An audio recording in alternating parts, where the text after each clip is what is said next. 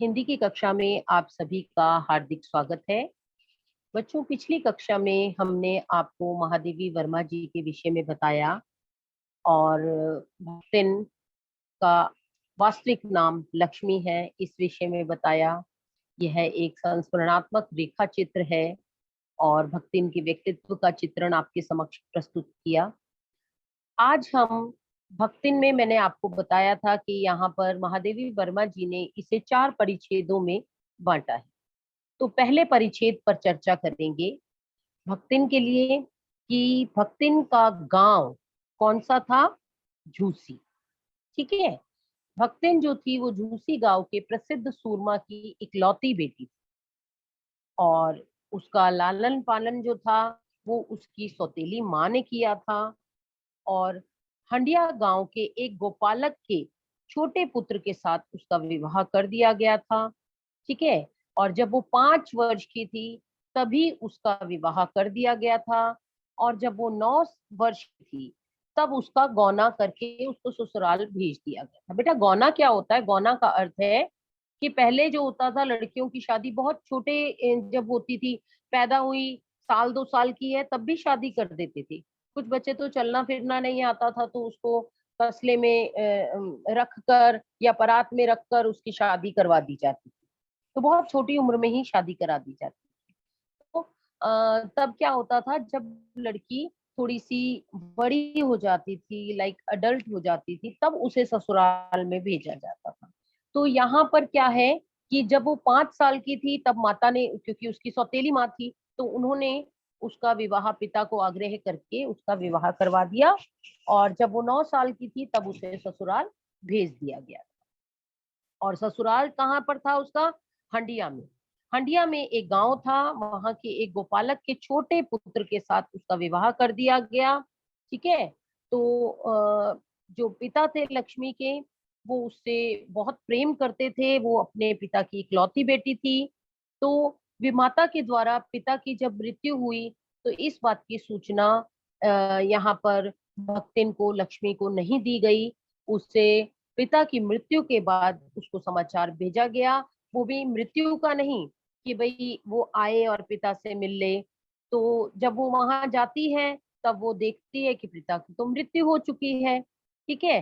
तो इस बात से वो बहुत दुखी होती है, परंतु इसका क्या कारण था कि वे माता ने उससे ये बात छिपाई? किसी सकारात्मक विचार की वशीभूत होकर नहीं। उसकी विमाता नहीं चाहती थी कि पिता की संपत्ति लक्ष्मी को मिले।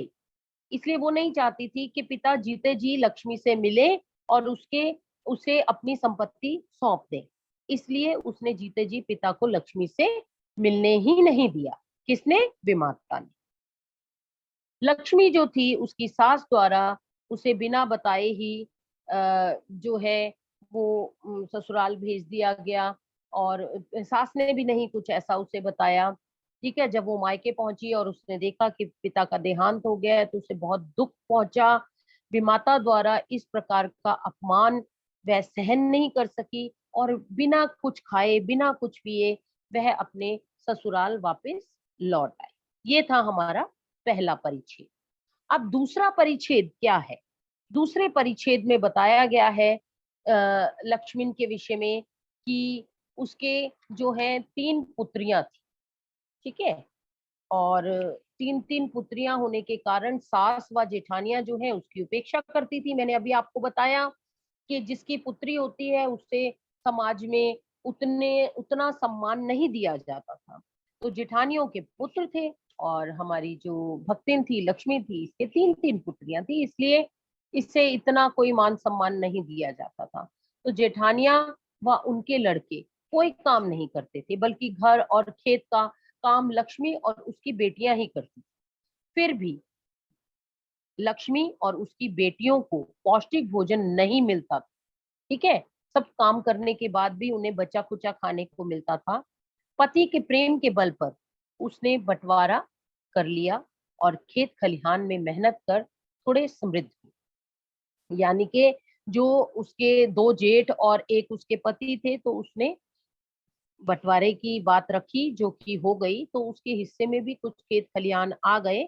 और अब वो अपने खेतों में, क्योंकि जब साझा था तब वो सबके लिए कर रही थी, परंतु वो अब अपने खेतों में मेहनत कर रही थी और उसमें मेहनत का फल तो मीठा होता ही है। तो उसने खूब उसे समृद्धि भी प्राप्त हुई।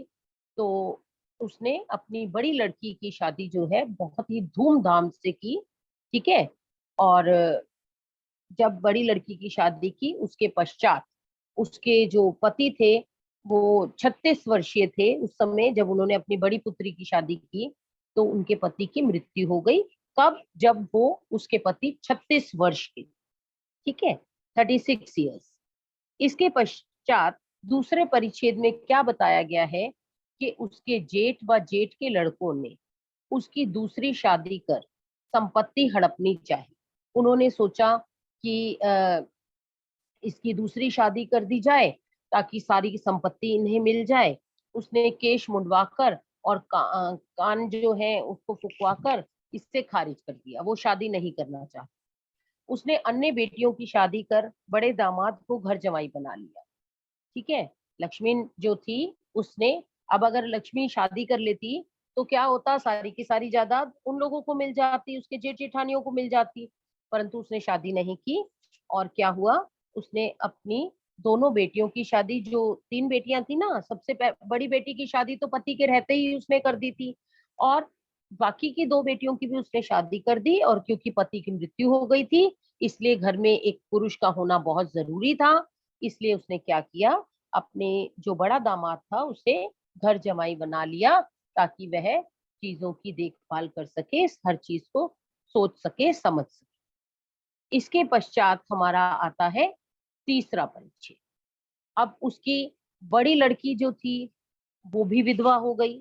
समय की मार देखिए, उसके जीवन की विडंबना देखिए। क्योंकि बड़ा जवाई जो था वो उनके घर ही रहता था, घर दामाद था, तो अब वो उसकी भी मृत्यु हो गई और उसकी पुत्री जो थी, पुत्री भी विधवा हो गई।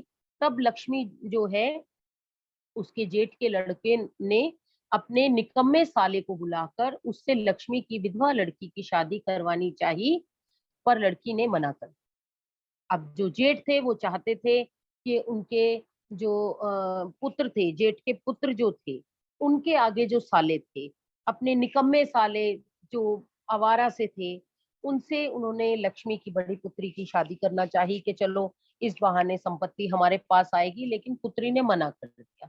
जब पुत्री ने मना कर दिया तो जेठ के लड़कों ने एक चाल चली। उन्होंने एक दिन भक्तिन को घर में ना पाकर उन्होंने क्या किया, जो जेठ के लड़के थे उन्होंने अपने साले को बुलाया और वे जबरदस्ती लक्ष्मी जो है, भक्तिन जो है, उसकी बेटी के कोठड़ी में घुस गए। तो बेटी ने उसे खूब पीटा और जब जेठ के लड़के जो है उन्होंने पंचों को वहां बुला लिया और तब उस युवक ने झूठ बोला कि लड़की ने मुझे बुलाया था, यानी भक्तिन की बड़ी पुत्री ने हमें मुझे यहाँ बुलाया था। तो लेकिन पुत्री ने कहा कि मैंने ऐसा कुछ भी नहीं किया, मैंने तो इसकी पिटाई की है। परंतु पंचों ने ये कहा कि ये दोनों एक साथ एक कमरे में थे, इसलिए इन्हें अब पति पत्नी की तरह रहना चाहिए और उन्होंने यही फैसला सुनाया कि भक्तिन की बेटी की बात उन्होंने नहीं सुनी और उन दोनों को विवाहित जीवन जीने के लिए फैसला सुना दिया। अब क्या हुआ कि परिवार में झगड़े बढ़ने लगे, क्योंकि वो जो जेठानी के जेठों के जो बेटों के साला जिसने जबरदस्ती शादी का आडंबर रचाया, चाल चली, अब वो जो है पैसों को लेकर लड़ाई झगड़ा होने लगा और उसके कारण जो है गरीबी आने लगी। जमींदार का लगान वो नहीं दे पाई भक्तिन और बहुत ही अपमानित किया गया उसे। उसे धूप में खड़ा करने का दंड दिया गया, ठीक है? और अब जो थी भक्तिन बहुत ही अपमानित हुई, उसका मन बहुत ही विचलित हुआ और इन सब बातों से उसने पलायन किया शहर की, कि मैं शहर जाऊंगी, वहां जाकर कुछ कमाऊंगी। तो वो शहर की ओर चल पड़ी। तो यहाँ पर हम अपने समय को देखते हुए पाठ को समाप्त करते हैं। अगली कक्षा में आपसे पुनः भेंट करेंगे। तब तक के लिए आपसे अनुमति चाहूंगी। धन्यवाद।